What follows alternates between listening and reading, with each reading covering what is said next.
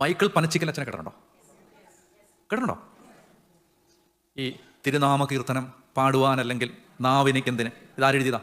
ഈ പനച്ചിക്കൽ അച്ഛൻ എഴുതിയതാ. ഇങ്ങനെ ഒത്തിരി നല്ല പാട്ടുകൾ അച്ഛൻ എഴുതിയിട്ടുണ്ട്.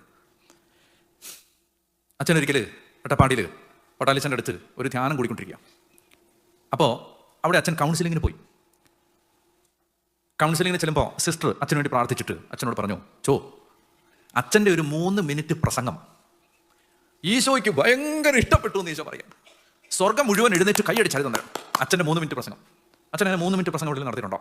അപ്പോൾ അച്ഛൻ പറഞ്ഞുണ്ട്, ഞാൻ വിയന്നയിൽ ഒരു ലോക മത സമ്മേളനത്തിൽ പോയി പ്രസംഗിച്ചിട്ടുണ്ട്. 3 മിനിറ്റ് ആയിരുന്നു എൻ്റെ പ്രസംഗം, 3 മിനിറ്റ്. അപ്പോൾ സിസ്റ്റർ പറഞ്ഞു, അതല്ല എന്ന് പറഞ്ഞു. അതല്ല, ഇത് കേരളത്തിലൂടെ വന്നു പറഞ്ഞു. കേരളത്തിൽ ഞാൻ 3 മിനിറ്റ് പ്രസംഗിച്ചിട്ടില്ലല്ലോ. ഒന്ന് ആലോചിച്ച് നോക്കിയാ, വേറെ അടയാളം കൂടെ കാണിക്കുന്നുണ്ടെന്ന് പറഞ്ഞു. ഈ പ്രസംഗം കഴിഞ്ഞപ്പോൾ അവിടെ അടിയായി.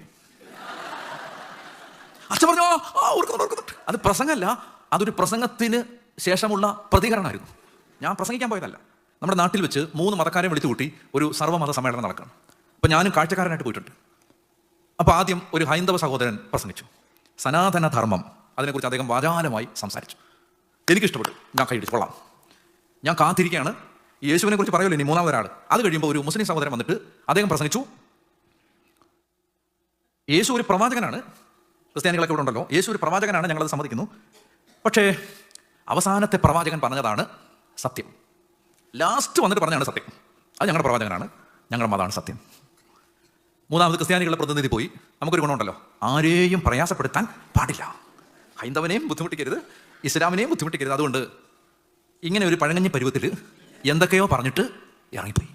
കേൾക്കുന്നവർക്ക് മനസ്സിലാവും ഇവർ വിശ്വസിക്കുന്നത് സത്യമേ അല്ല എന്ന് തോന്നിപ്പിക്കുന്നു. അച്ഛന് അരിശം വന്നു. ആർക്ക്? ഈ പനച്ചിക്കൽ അച്ഛന്.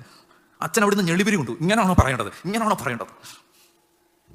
അപ്പോൾ അവിടെ നിന്ന് മോഡറേറ്റർ ചോദിച്ചു, നിങ്ങൾക്ക് ഈ ശ്രോതാക്കൾക്ക് റെസ്പോൺസ് നടത്താം, ഒരു 3 മിനിറ്റ്സ്. ആരെങ്കിലും ഉണ്ടോ? അച്ഛൻ പറഞ്ഞു, ഉണ്ട്.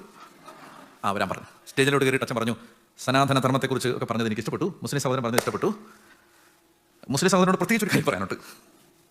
സഹോദര, പ്രവാചകന്മാർ ദൈവത്തിൻ്റെ അടുത്ത ആളുകളാണ്. അവർ പറഞ്ഞതിനകത്തൊക്കെ കുറച്ച് സത്യമൊക്കെ ഉണ്ടാവും. പക്ഷേ പ്രവാചകൻ പറഞ്ഞതിനേക്കാൾ വലിയ സത്യം പറഞ്ഞത് ദൈവത്തിൻ്റെ പുത്രനാണ്. പുത്രൻ, ആ പുത്രൻ പറഞ്ഞ സത്യമാണ് ഞങ്ങളുടെ സുവിശേഷം. അതുകൊണ്ട് അത് മാത്രമേ ഉള്ളൂ സത്യം.